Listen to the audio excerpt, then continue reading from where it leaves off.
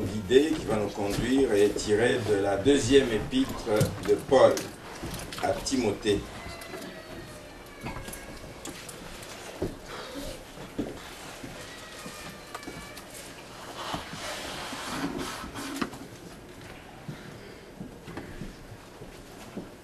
Deuxième épître de Paul à Timothée. On va lire quelques versets là-dedans.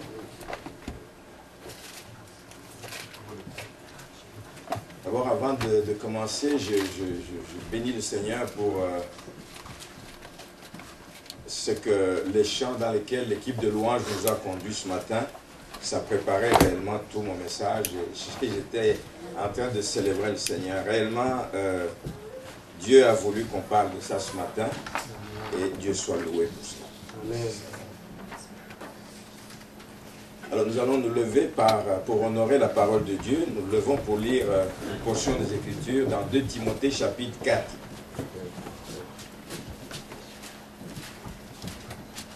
Je vais lire les 8 premiers versets. Je t'en conjure devant Dieu et devant Jésus-Christ, qui doit juger les vivants et les morts, et au nom de son avènement et de son royaume, prêche la parole, insiste en toute occasion, favorable ou non, reprend, censure, exhorte avec toute douceur et en instruisant. Car il viendra un temps où les hommes ne supporteront pas la saine doctrine, mais ayant la démangeaison d'entendre des choses agréables, ils se donneront une foule de docteurs selon leurs propres désirs, détourneront l'oreille de la vérité et se tourneront vers les fables. Mais toi, sois sobre en toutes choses, supporte les souffrances, fais l'œuvre d'un évangéliste, remplis bien ton ministère. Et le verset que je veux partager ce matin, c'est les 2 versets. Car pour moi, je sers déjà de libation, et le moment de mon départ approche. J'ai combattu le bon combat, j'ai achevé la course, j'ai gardé la foi. Amen. Désormais, la couronne de justice m'est réservée. Le Seigneur, le juste juge, me la donnera dans ce jour-là. Et non seulement à moi, mais encore à tous ceux qui auront aimé son avènement. Seigneur, merci pour ta parole. Merci pour cette belle exhortation que cette parole nous donne ce matin, de ne pas lâcher, de continuer, Seigneur, dans cette course, dans cette vie dans laquelle nous sommes engagés, de continuer jusqu'à remporter la coupe, jusqu'à remporter la victoire, jusqu'à remporter la couronne. Donc ce message nous parle, car nous avons une part à retrouver là-dedans, chacun d'entre nous ce matin. Que nous demeurions sur le chemin, que nous demeurions sur la voie que tu nous as tracée, Seigneur, car tu reviens bientôt. Alléluia. Et tu reviendras par surprise, mais tu reviens bientôt. Aide-nous, Seigneur, à te demeurer fidèle. Aide-nous à demeurer dans la foi, Seigneur. Car les temps que nous vivons sont difficiles. Accorde-nous ta faveur. Au nom de Jésus. Amen. Vous asseoir. Toute ma vie l'a donné pour toi. Toute ma vie a resté près de toi. Toute ma vie, c'est le chant qu'on a chanté tout à l'heure, a marché dans tes voies. L'autre chant, c'est que tu es la lumière de ma vie, tu es le soleil de mon âme, tu es celui pour qui je vis. Ça va ensemble. Et moi, je pense que si Paul vivait aujourd'hui, ça allait être les 2 chants favoris que Paul allait chanter tous les jours. Parce que sa vie n'a été rien d'autre que ça. Toute ma vie, rester près de toi, marcher dans tes voies. Toute la vie de Paul, depuis qu'il a été rencontré sur le chemin et que la lumière est descendue sur lui, cette lumière qui a fait le changement dans sa vie, depuis ce jour-là jusqu'au moment où il est en train de parler, qu'il dit que moi je sers déjà de libation et le moment de mon départ approche. Tout ce temps qu'il a parcouru, cet homme, sa vie, c'était de rester près du roi des rois. Sa vie, c'était de le servir, de marcher dans ses voies. Et quand il écrit la deuxième épître, il s'adresse à Timothée, son fils dans la foi, son fils bien-aimé, qui est dans le fond devenu son successeur, le continuateur de son œuvre. La deuxième épître est à ce titre souvent appelée justement comme le testament de Paul. Effectivement, quand nous lisons, j'ai pris le temps de lire toute l'épître, les chapitres qu'il y a dedans, c'est pas trop long, prenez le temps de lire aussi. Vous allez réellement voir que c'est vraiment un testament qu'il est en train de faire à son fils Timothée. Il est en train d'exprimer là-dedans ses dernières volontés. Il est en train d'exprimer là-dedans ses adieux. À la fin du chapitre, il dit « Salut Prisca » au chapitre 4, verset 19. « Salut Prisca et Aquilas et la famille d'Onesiphore. Eraste est resté à Corinthe et j'ai laissé Trophime malade à Milet. Tâche de venir avant l'hiver. » Il est en train de faire ses adieux à ceux qu'il aime parce qu'il savait que son temps approchait, sa fin était proche. Il parle dans cette épître aussi de ses déceptions. Il parle des gens qui ont été des compagnons de lutte, mais qui l'ont abandonné en cours de route. Et la vie chrétienne, tu peux avoir des déceptions. Ça fait partie de la guerre. Ça fait partie du jeu. Tu peux avoir des déceptions, mais que cela ne t'arrête pas. Il parle même de ses larmes. Si vous regardez plus tôt, il parle de ses larmes. Il dit, je me rappelle tes larmes. Il parle de larmes. La vie du ministère, c'est une vie où il y a des larmes. Il peut y avoir des larmes, mais cela ne nous arrête pas de continuer dans les voies du Seigneur. Il parle là-dedans des modèles à suivre. Il parle des chrétiens qui doivent être considérés comme des soldats, des chrétiens qui doivent être considérés comme des athlètes. Alléluia. Des belles comparaisons. C'est des gens qui persévèrent, c'est des gens qui ne lâchent pas. Un athlète, quand il se lance dans un marathon, il veut arriver au but. Il ne veut pas courir pour courir, il veut arriver au but. Et il veut arriver au but premier pour remporter la coupe, la victoire. Il parle de cela, il parle même de laboureur. Un laboureur, quand il sème sa semence, nous sommes dans l'année de productivité. Quand nous semons, quand nous nous engageons dans quelque chose, nous voulons avoir des fruits à la fin de l'année. Amen. Il parle de ces choses, de ces déceptions. Et il encourage Timothée, son fils, à persévérer. Surtout parce qu'il connaît sa jeunesse. Les jeunes sont exposés. Les jeunes sont exposés aux attraits du monde. Les jeunes sont exposés à tout ce qui les entoure. Il y a tellement de choses que l'ennemi met sur le marché pour attirer les jeunes et les éloigner des voies du Seigneur. Il faut prier pour les jeunes. Il faut prier pour les jeunes. Il faut les encourager. Il faut les porter. Il faut les aider à persévérer. Lui, il connaît sa jeunesse. Même s'il lui a enseigné, même s'il lui a inculqué la parole, il connaît, il dit, ce jeune ici, est-ce qu'il va supporter toutes les persécutions qui sont à venir? L'église, la persécution de l'église ne s'est pas arrêtée avec Paul, ça a continué, ça a continué. Il dit, oh je prie et je l'encourage à continuer parce que la persécution va arriver, n'est pas terminée. Mais ce que je veux dire ce matin, c'est que malgré que ce soit un moment difficile de la vie de Paul, il est à la fin de ses jours. Il est comme en train de faire le bilan. Nous ne voyons nulle part dans ses propos un seul instant où il regrette. Un seul instant où il a un remords. Mais si c'était ça, servir le Seigneur, ça ne valait pas la peine. Aucun moment. Et Dieu seul sait que cet homme a souffert. Il a eu des coups. Il a été mis en prison. Il a été flagellé. Il a été accusé. On lui a fait toutes sortes de mots que beaucoup de nous, d'entre nous, ne vivront jamais. Mais nous, on a de la misère à nous attacher au Seigneur, alors qu'il nous bénit, il nous donne un beau pays, il nous donne un emploi, il nous donne la famille, il nous donne la santé, il nous donne de belles choses. Mais on a de la misère à s'attacher au Seigneur. Paul a souffert. Cet homme, il dit, je porte les marques de Christ sur moi. Je porte des marques de Christ. Et il le dit en connaissance de cause. Mais on ne sent pas aucune amertume dans ses propos, aucun regret, aucun sentiment de remords, ou aucun sentiment de n'avoir pas accompli la mission pour laquelle le Seigneur l'a appelé. Je prie que chacun d'entre nous soyons comme ça. Que le jour où le Seigneur viendra et que nous allons le voir face à face, que nous puissions entendre ces belles paroles qui disent « Viens, bon et fidèle serviteur, dans la joie de ton maître. » Mais pour y arriver, il faut avoir persévéré. Il faut y avoir persévéré. Il faut avoir persévéré. Ça devrait être un encouragement, le message de Paul, ça devrait vraiment être un encouragement à tout croyant de mener une vie de foi, une vie de service, peu importe l'opposition que l'on peut rencontrer, peu importe les difficultés de parcours qu'il peut y avoir. Une vie de service, une vie de foi. Je crois que le Seigneur m'appelle à faire telle chose, je le fais pour sa gloire. On va s'y opposer, pas grave, je le ferai. Mais je sais que celui qui me défendra est celui qui combattra pour moi. Amen. Il dit à Paul au verset 5, il dit à Timothée au verset 5, il dit, mais toi, sois sobre en toutes choses, supporte les souffrances, fais l'œuvre de l'évangéliste, remplis bien ton ministère. Toi, fais-le. Moi, je termine ma course. Et il continue, il dit, mais parce que pour moi, j'ai fait ma part. Je sers déjà de libation. Et ceux qui étaient ici mercredi, rappelez-vous qu'on a parlé de ce verset de Romains 12, chapitre 1er. On a partagé de ça mercredi en début de réunion. On dit qu'il exhortait les Romains en disant « Offrez vos corps comme un sacrifice vivant, saint, agréable à Dieu. » Offrez vos corps. Lui, il n'a pas demandé aux Romains de faire ce que lui n'a pas fait.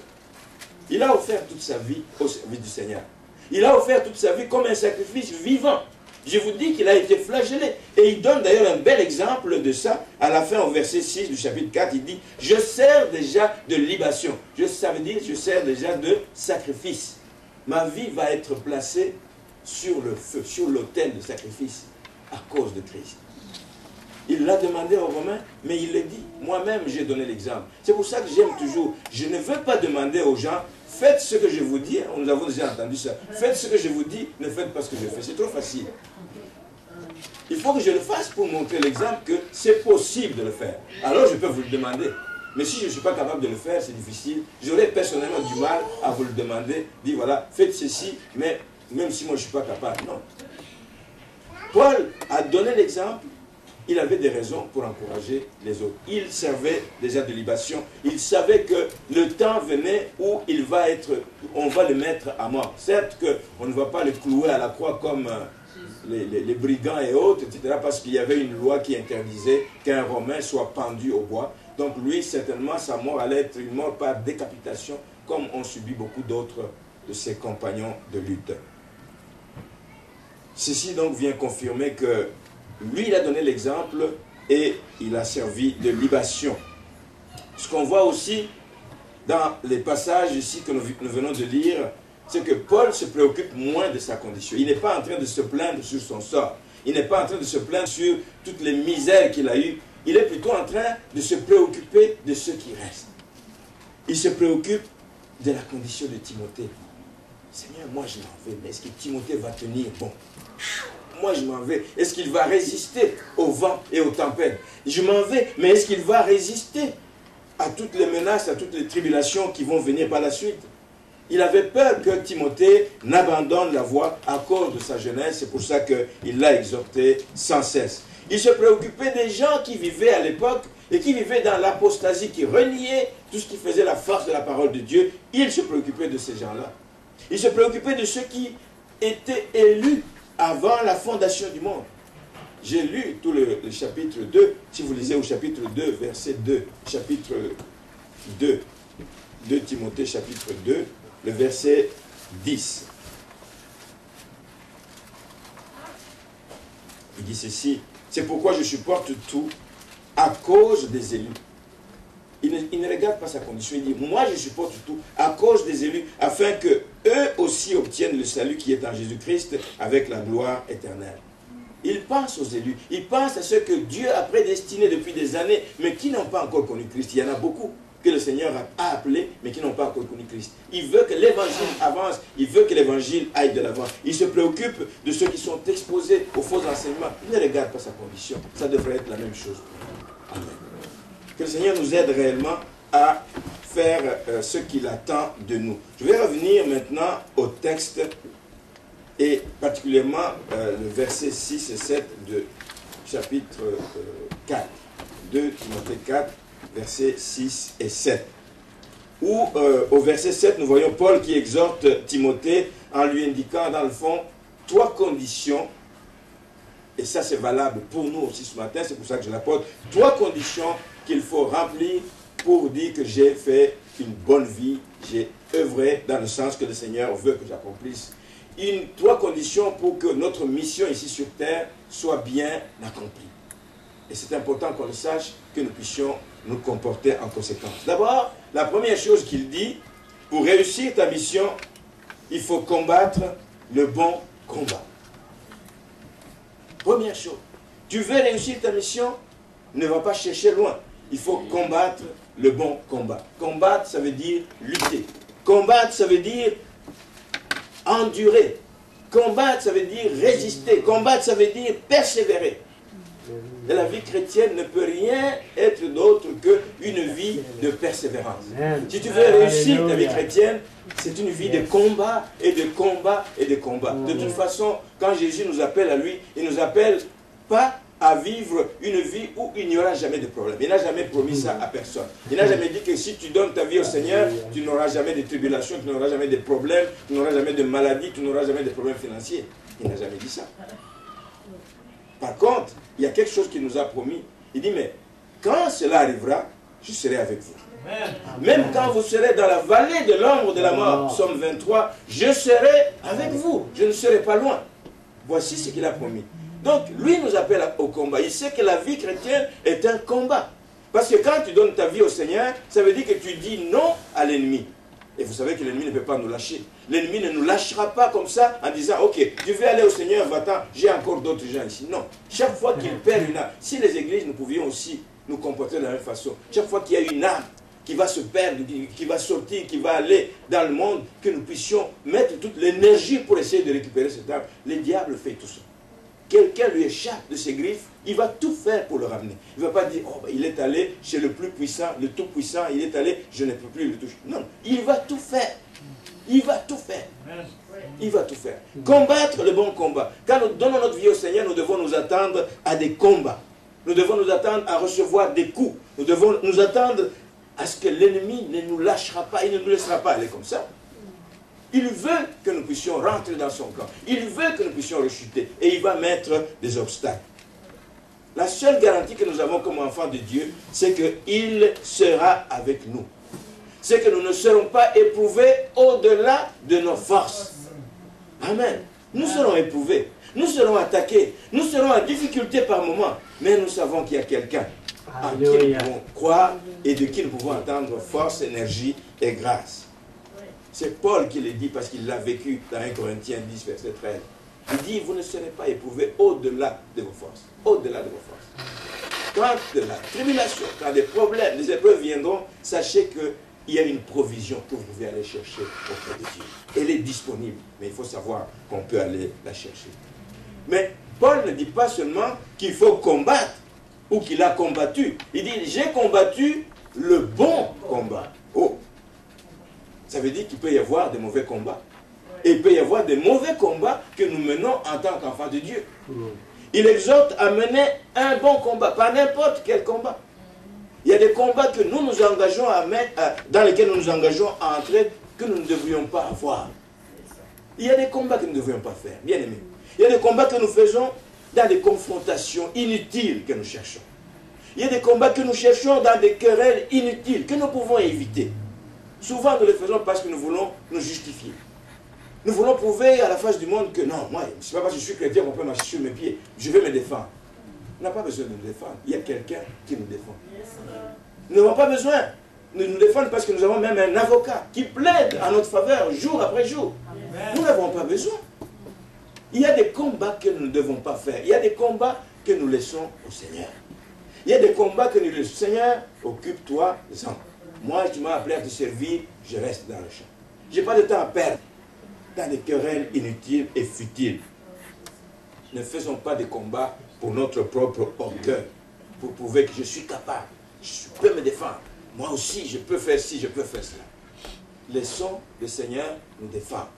Il y a des combats que nous ne devons pas faire. Faisons plutôt le bon combat. Le bon combat de la foi. Le bon combat, c'est celui-là. De combattre dans la foi pour résister aux manœuvres de l'ennemi. Qu'il vienne de l'est, de l'ouest, du nord et du sud. Qu'il vienne le jour ou la nuit. Le bon combat de la foi. Amen. Dimanche dernier, nous avons parlé d'Isaac, qui a eu des combats aussi dans sa vie. Dans Genèse chapitre 26, nous l'avons lu du verset 13 au verset 33. C'est quelqu'un qui a eu des confrontations. Il a eu des confrontations, il a eu des problèmes avec les Philistins. Les Philistins venaient sur son parcours. Chaque fois qu'il s'installait à une place, on lui dit, non, tu n'as pas le droit. Il dit, ok, pas de problème, je m'en vais, je vais ailleurs. Même s'il a investi tant d'énergie pour creuser des puits, nous avons dit que ça prenait beaucoup de temps, ça prenait beaucoup d'énergie, ça prenait beaucoup de force. Il a mis son temps là-dedans, on lui dit, tu n'as pas d'affaires à faire ici. Il dit, ok, je m'en vais. Il se déplace, il va loin, il va creuser un autre puits plus loin, pour éviter des confrontations inutiles. Mais pendant que lui évite ses querelles, pendant que lui évite ses confrontations, Dieu s'occupait de lui, et nous l'avons vu à la fin, que ses ennemis sont venus chercher alliance avec lui, parce qu'ils ont vu que Dieu était avec lui. Le monde doit le voir. Le monde doit le voir en ce qui nous concerne. Et Paul, qui parle de ça, de mener le bon combat de la foi, il a compris la même leçon.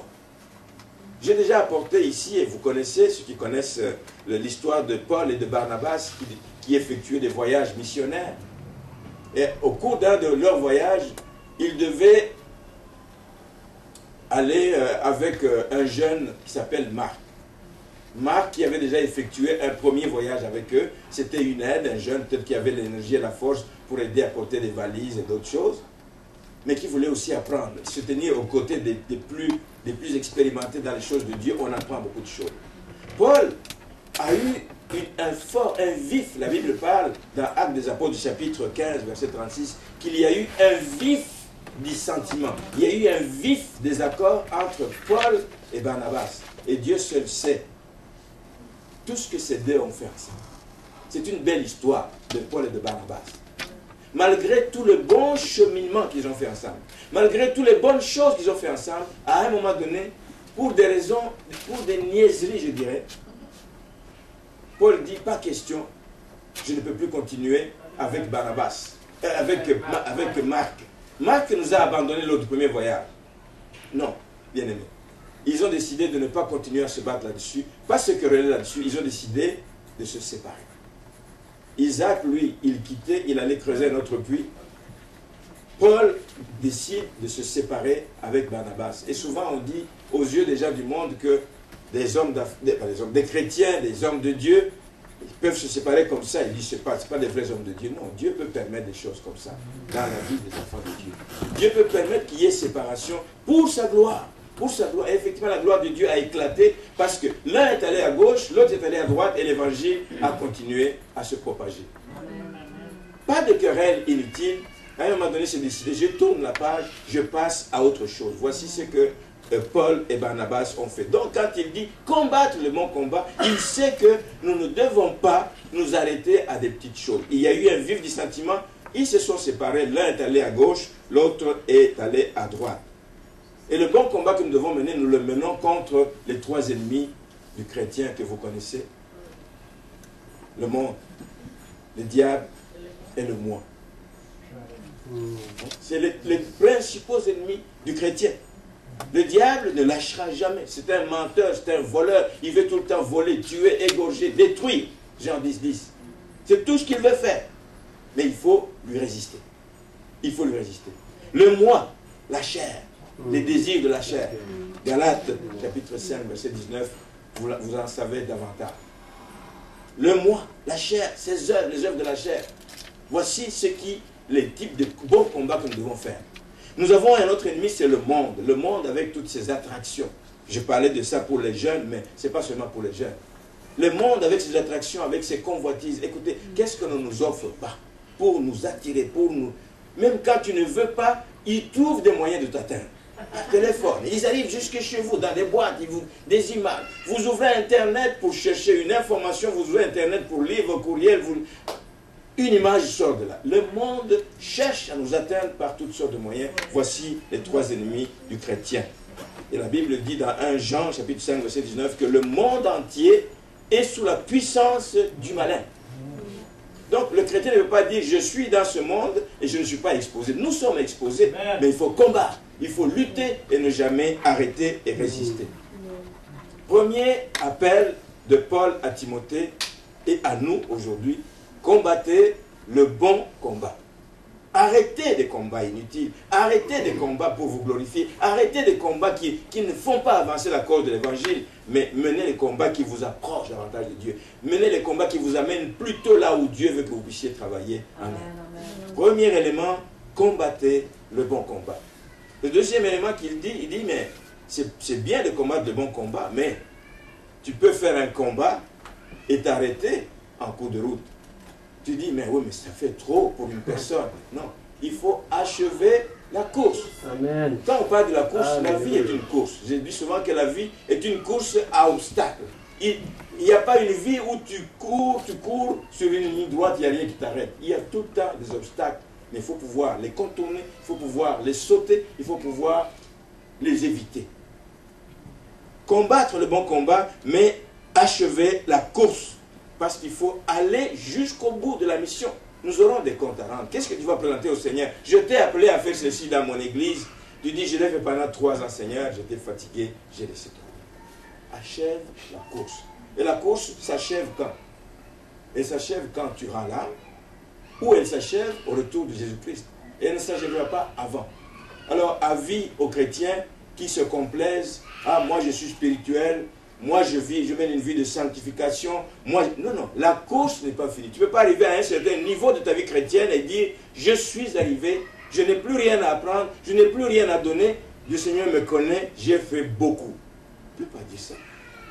La course se poursuit jusqu'au retour de Jésus-Christ. Mais si je vous demandais, dans votre environnement, combien de gens vous connaissez qui ont commencé avec vous, mais qui aujourd'hui ont abandonné. Pourtant, ils avaient bien commencé. Des fois même, ça créait un peu de jalousie de notre part en disant, wow, mais lui, le Seigneur l'utilise beaucoup, mais lui, le Seigneur lui parle beaucoup, mais lui, le Seigneur le bénit beaucoup. Il a bien commencé, mais ce qui importe dans la vie chrétienne, c'est d'aller jusqu'au bout, de terminer la course. Amen. Et on parle d'environ 100 personnes dans la Bible. Il y a beaucoup de noms dans la Bible. Mais il y a des noms qui reviennent une seule fois. On les cite, mais on ne sait pas d'où ils viennent, où ils vont. Mais il y a 100 personnes à peu près dans la Bible dont on parle de leur vie tout entière, tout leur cheminement. Savez-vous que sur les 100 personnes, pour vous montrer que la vie chrétienne n'est pas facile, sur les 100 personnes, on parle de 2 tiers de ces personnes qui n'ont jamais achevé leur course. Ils ont arrêté en cours de route. Ils sont retombés. Ils sont rentrés dans le monde. Ils ont renié leur foi. Ils étaient découragés parce que les combats étaient durs, les combats n'arrêtaient pas, les combats ont duré longtemps. Plusieurs ont commencé avec nous, mais on sait combien ont arrêté en cours de route. Plusieurs sont tombés dans l'immoralité, plusieurs sont tombés, ils ont perdu la foi carrément, plusieurs sont devenus rétrogrades. Je prie le Seigneur qu'il vous garde et qu'il me garde. Amen. Que nous restions dans la foi, que nous marchions jusqu'à l'avènement du Seigneur. Ce n'est pas facile, bien aimé. On ne peut pas se tromper. Ah oui, moi je suis chrétien. Ce n'est pas facile la vie chrétienne. Mais il faut résister continuellement. Il faut continuellement aller puiser la grâce du trône de Dieu. Continuellement aller puiser auprès du Seigneur pour que nous ne puissions pas lâcher. Il n'y a personne qui peut dire, moi j'ai reçu Christ, j'ai déjà tout abandonné. L'ennemi ne nous lâche pas. Vous connaissez des serviteurs de Dieu qui ont fait des grandes choses. Des serviteurs de Dieu qui ont marqué leur temps, mais qui ont mal fini. Vous en connaissez. Dans les temps modernes aussi, vous en connaissez. C'est des gens pour qui tu pouvais dire, waouh, mais lui, il aura une récompense au ciel. Paf, un jour à la télévision, tu apprends un scandale. Il lâche prise, je ne veux plus rien savoir du Seigneur. Prions les uns pour les autres. Prions les uns pour les autres. Tenons-nous même par la main, bien-aimés. Tenons-nous par la main. Quand vous voyez un frère, une soeur fatigué dans la course, tire-le, tire-le. Donne-lui ta main, dis, mais viens mon frère, viens ma soeur, ne lâche pas, ne lâche pas. Continuons le chemin. Christ revient bientôt. Le temps parcouru est peut-être plus long que ce qui reste, mais continuons le chemin. Amen. Nous avons donc chacun de nous un appel, une mission à accomplir, et il faut que nous puissions l'accomplir. La mission, elle est là, elle est réelle. Certains sont appelés évangélistes, pasteurs, je ne sais pas quoi, enseignants, et tout le reste. Mais vous et moi, tous, nous avons une mission commune qui est de gagner les âmes. Gagner les âmes, être des témoins de Christ. Tu es témoin, je suis témoin. Tu es témoin, je suis témoin. Un témoin a un comportement. Un témoin ne dit pas, je sers aujourd'hui Dieu comme moi je l'entends. À l'église, on m'enseigne de faire comme ça. Je dis, non, moi je vais servir comme ça. Un témoin, c'est pas comme ça. Un témoin sert comme le maître l'entend. Amen. Amen. Il y a un exemple qu'il nous a donné. Le service que le Seigneur a fait. Il allait de lieu en lieu, faisant du bien aux gens. Nous sommes appelés à faire du bien autour de nous. Nous sommes appelés à nous préoccuper des gens qui se meurent autour de nous. Nous sommes appelés à faire des choses bien aimées et amener les gens à l'agréable lumière des enfants de Dieu. Nous sommes tous des témoins de Christ. Un témoin ne choisit pas où il va aller. Un témoin ne choisit pas quand il va travailler. Il ne va pas dire, je vais travailler pendant 3 ans, après je laisse aux autres. Non, un témoin fait ce qu'il a à faire. Un témoin ne dit pas, je vais être témoin tant qu'il y a la calmie. Un témoin ne va pas dire, je suis témoin tant que je ne rencontre pas d'opposition.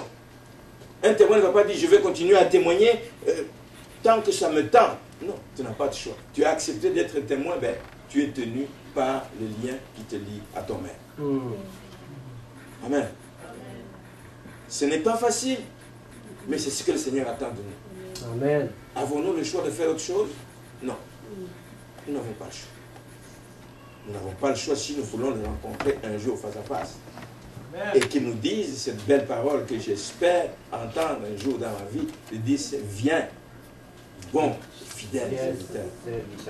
Entre dans la joie de ton maître. Il y a la joie qui nous attend. Il y a des récompenses qui nous attendent, bien aimés. J'ai reçu, hier, je l'ai lu hier en tout cas, c'est avant-hier, j'ai reçu d'un pasteur un long message. Je vais demander d'ailleurs à Nicole de l'envoyer. C'est un long message. Vous allez excuser les erreurs, je pense que c'est quelqu'un qui a traduit ça de l'anglais au français. Je ne sais même pas c'est qui, mais on me l'a envoyé. Qui parle de l'enfer et du ciel, comment ils sont réels. Et là-dedans, on exhorte, et il y a de belles exhortations là-dedans. Il faut qu'on lise. Je vais vous envoyer ça par courriel. Si nous sommes témoins, nous devons comprendre que les temps sont mauvais et que nous devons travailler. Nous devons travailler. Nous disons, oui, mais j'ai reçu le Seigneur, j'ai reçu le salut, donc j'ai ma place. Oui, oui, oui, mais quelle place? Quelle place? Ça fait la 2e fois que j'entends ce témoignage. Je l'ai lu hier d'un pasteur, je ne sais pas s'il est coréen. Je l'ai entendu de mes oreilles d'une femme qui est à Ottawa maintenant, qui vient d'Afrique.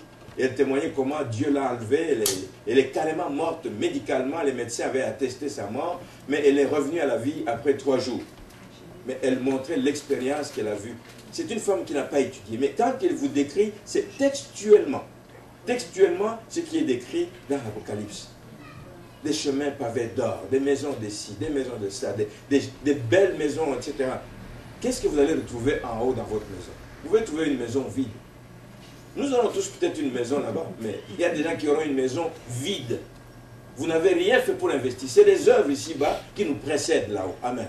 Alors le Seigneur nous aide à faire ce qu'il attend réellement de nous.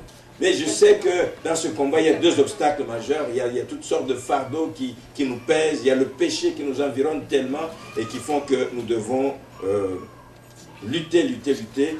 Et comme dit Paul aux Corinthiens, il dit que celui qui croit être debout, qu'il prenne garde de tomber. Personne ne peut dire je suis debout, donc moi c'est fini. Non, non. Attention parce que tu risques de tomber, l'ennemi s'acharne sur toi. Donc première chose, première condition, premier critère pour réussir sa mission, 1, c'est de combattre le bon combat. C'est de achever sa course.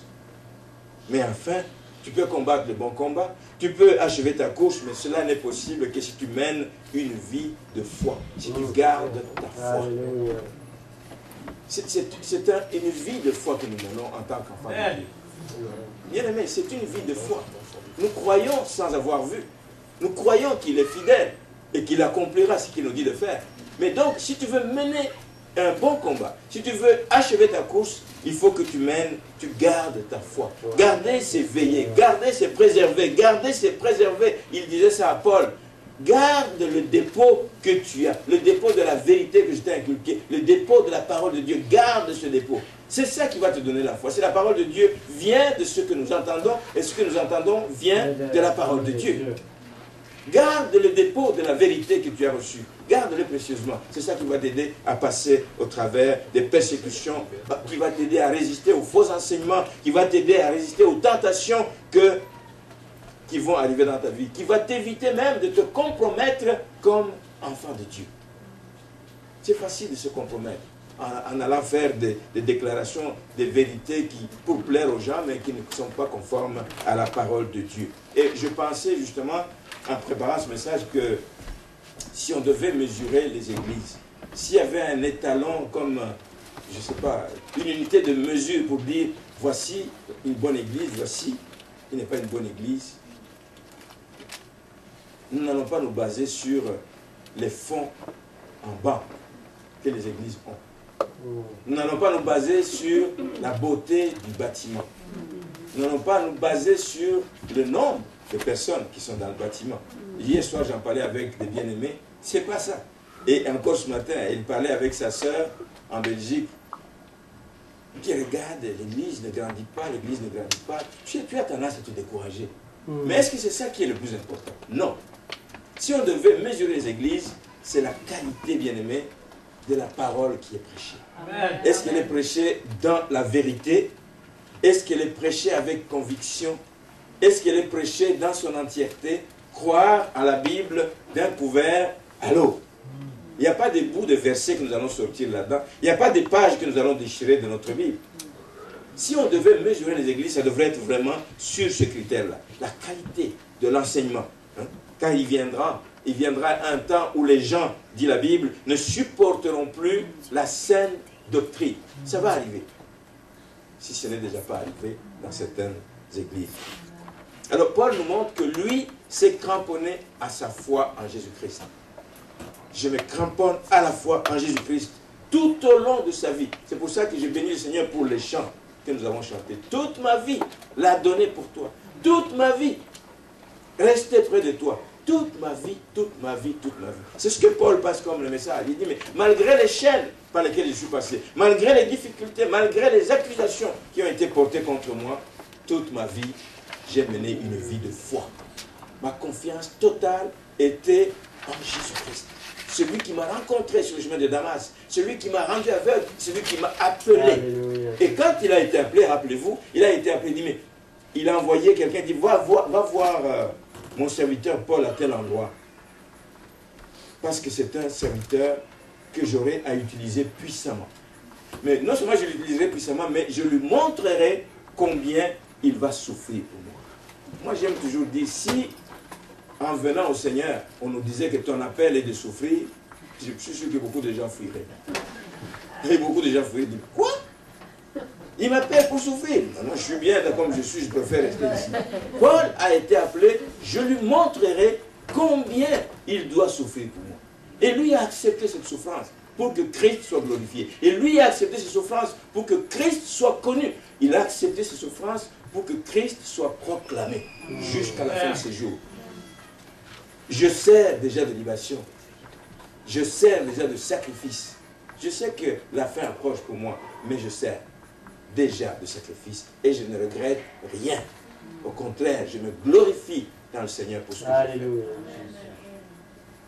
En terminant ce matin, vous pouvez vous imaginer et vous rendre compte qu'il y a de belles leçons à tirer de cette expérience de Paul, de ce testament que Paul laisse, non seulement à Timothée, mais carrément à l'Église. Il y a de belles leçons à retenir si nous voulons porter des fruits dans notre vie chrétienne. Il y a de belles leçons à retenir si nous voulons aller jusqu'au bout de notre mission qui est d'être des témoins de Christ. Ça prend des efforts. Je termine là-dessus. Ça prend des efforts. Faites tous vos efforts. Faites tous vos efforts. Chaque jour, ajoutez quelque chose. À la fois, ajoutez les zèles. Ajoutez. Faites tous vos efforts. Ne restez pas stationnaire. L'ennemi va vous dévorer. Il va vous avoir à l'usure. Il va vous avoir à l'usure. Mais faites tous vos efforts. Résistez, combattez, bien-aimés, combattez. Et courez. Ne vous arrêtez pas, comme il a dit aux Galates. Vous couriez si bien. Qu'est-ce qui vous a arrêté? Courez. Christ revient bientôt. Il faut que tu arrives avant que l'on ne sonne. Il faut que tu arrives avant que la trompette sonne, comme on dit. Il faut que tu arrives avant que Jésus ne revienne. Il faut que tu arrives. Il y a une couronne qui t'attend. Tu vas la manquer. Cours. Mais garde la foi tout au long de ce chemin. Pour cela, ça prend de mener une vie de discipline. Et une vie d'enfant de Dieu doit être une vie de discipline. C'est pour ça que Paul aime comparer les chrétiens aux athlètes. Il aime les comparer aux soldats. Tu ne peux pas entrer dans l'armée si tu n'es pas discipliné. On va te mettre dehors. Un athlète qui n'est pas discipliné, dans l'entraînement tous les jours, il ne gagnera jamais la coupe. C'est un entraînement pour le plaisir, mais il ne peut pas aspirer à gagner la coupe. C'est pour ça que nous devons être comme des bons soldats de Christ. Nous devons être des athlètes qui combattons le bon combat. Une vie disciplinée, évidemment, nous aide à nous concentrer sur l'objectif. Ne pas nous distraire par les choses. Et il y a des choses qui nous distraient. La télévision, les sports, les spectacles, les nouvelles. Ah, il s'est passé. As-tu vu ce qui s'est passé? As-tu entendu ce qui s'est passé en Grèce? Ça nous distrait de l'essentiel. L'essentiel est que nous devons être des témoins de Christ. Oui, je ne dis pas qu'il faut fermer les oreilles à tout. Il faut savoir écouter, mais revenir à notre objectif. Revenir à l'objectif. Focuser sur celui qui revient bientôt. Focuser sur celui qui revient bientôt. Dans quel état il va me trouver? Est-ce qu'il va me trouver en train de faire ma mission? Il va me trouver dans la distraction. Focuser sur la ligne d'arrivée. Ainsi, nous n'allons pas courir vaille que vaille. Et enfin, pour ne pas être pénalisé à l'arrivée, vous savez, les coureurs, ils ne courent pas juste pour courir. Ils courent selon certains règlements. Et notre règlement, il est dans la parole de Dieu. C'est ce qu'il nous dit. Où, dans quelle direction courir? J'ai déjà un jour donné un exemple.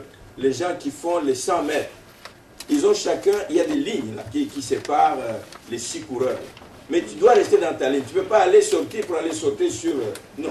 Tu dois rester dans... Il y a des règles qui conduisent les athlètes. Il y a des règles qui conduisent les enfants de Dieu. Nous avons la parole de Dieu. Nous devons marcher selon la saine doctrine de la parole de Dieu. Nous discipliner à obéir à cette parole. Nous discipliner à l'aimer, à aller puiser dans cette parole pour trouver tout ce qu'il nous faut pour continuer le chemin. Amen. Et enfin, et je termine par là, pour ne pas être pénalisé, en tant qu'enfant de Dieu, bien aimé, nous devons apprendre à tourner certaines pages sombres de notre vie. Tourner la page. Passer à autre chose. Aller creuser un autre puits. Amen. Faire un pas de plus. Un enfant de Dieu doit apprendre à tourner la page. Parce que tu peux rester sur une page sombre de ta vie, à te morfondre, à pleurer, à je ne sais pas quoi. À un moment donné, il faut tourner la page. Au moment difficile que nous avons eu, au moment de dissension que nous avons eu. Plusieurs personnes l'ont fait. Paul l'a fait. Paul a tourné la page. Quand ils se sont séparés avec Barnabas, comme je viens de dire, mais Paul n'a pas dit, bon, ok, bien fait, il s'en va de... Non, non, non. Il a continué à chercher à avoir des nouvelles de Barnabas.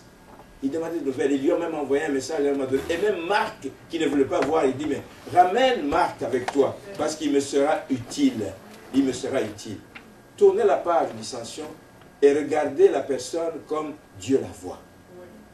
Aimez la personne avec qui tu avais des difficultés parce que Christ a versé son sang pour cette personne. Nous l'avons dit, elle est spéciale. Il faut l'aimer. Tu as eu une dissension, mais il faut passer par-dessus. Il faut tourner la page et regarder plus loin et aller plus loin. Joseph l'a fait également. Joseph, vous connaissez son histoire. Vendu par ses frères. Jeté dans le puits. Vendu. Accusé de toutes sortes de choses. Mais il a tourné la page. Quand il a vu ses frères, il a commencé même à pleurer de retrouver ses bien-aimés. Parce qu'il a décidé de tourner la page. Bien-aimé, ce matin, décidez de tourner la page à une situation qui vous arrête. Décidez de tourner la page à une situation difficile. Combattez le bon combat. Levez-vous et marchez. Courez, courez, courez jusqu'à la victoire. Mais gardez la foi en Jésus-Christ. Inclinons nos têtes à la prière. Ce matin, Seigneur, nous venons simplement te dire merci parce que tu nous connais et tu nous aimes. Tu nous veux du bien, tu veux que nous allions loin avec toi, tu veux que nous puissions gagner du terrain, tu veux que nous puissions te bénir dans la mission dans laquelle tu nous as appelés. Aide-nous, viens à notre secours ce matin, Seigneur. Bien-aimé, chacun connaît par où il passe maintenant. Chacun sait les moments difficiles qui veulent l'arrêter. Chacun sait la situation qui le bloque pour qu'il puisse être véritablement le témoin de Christ. Chacun connaît les difficultés passagères par lesquelles il est en train de passer maintenant. Crions à Dieu. Crions à Dieu ensemble. Élevons la voix ensemble. Demandons à Dieu de nous aider. Aide-nous, Seigneur, à passer au travers des difficultés passagères. Aide-nous, Seigneur, à nous relever de nos chutes. Aide-nous, Seigneur, à tourner le regard vers toi et non pas vers les personnes qui nous ont fait du mal. Aide-nous, Seigneur, à tourner le regard vers celui qui revient bientôt. Aide-nous, Seigneur, à nous impliquer dans la mission que tu nous as confiée. Aide-nous, Seigneur, à ne pas relâcher, à ne pas abandonner, à ne pas devenir rétrograde. Aide-nous, viens à notre secours. Ce matin, nous t'en prions, Seigneur. Nous avons besoin de toi. Nous avons besoin que tu viennes nous tenir par la main, Seigneur, et nous aider encore à faire des pas de plus. Nous avons besoin que tu viennes nous convaincre, nous donner une conviction. Alors que nous avons entendu cette parole ce matin, laisse que cette parole nous aide, Seigneur, à nous relever de nos chutes. Que cette parole nous aide à décider de mener une vie de discipline en toi. Une vie de crainte et de tremblement. Une vie qui nous aide à nous conformer à ta parole, Seigneur. Car ta parole, c'est le chemin, c'est la vérité et c'est la vie. Merci pour ce que tu vas faire dans nos vies. Merci parce que tu vas nous aider, Seigneur, à réaliser ce que tu attends de nous ce matin. Et que rien ne nous arrête, Seigneur. Ni les tempêtes ne peuvent faire rage. Ni les flots, ni les difficultés, Seigneur. Peu importe leur grandeur, peu importe leur importance, nous savons que nous pouvons nous réfugier en toi, le rocher des âges. Et ce matin, nous voulons venir comme des damans. Un peuple sans puissance. Mais qui va se mettre à l'abri du rocher que tu es, Seigneur. Lorsque l'ennemi vient gronder, lorsque le lion vient gronder autour de ce rocher, mais le damas se trouve en sécurité. Nous voulons nous trouver en sécurité sous tes aisselles. Garde-nous fidèles à toi, maintenant et à jamais, au nom de Jésus. Amen. On acclame le Seigneur.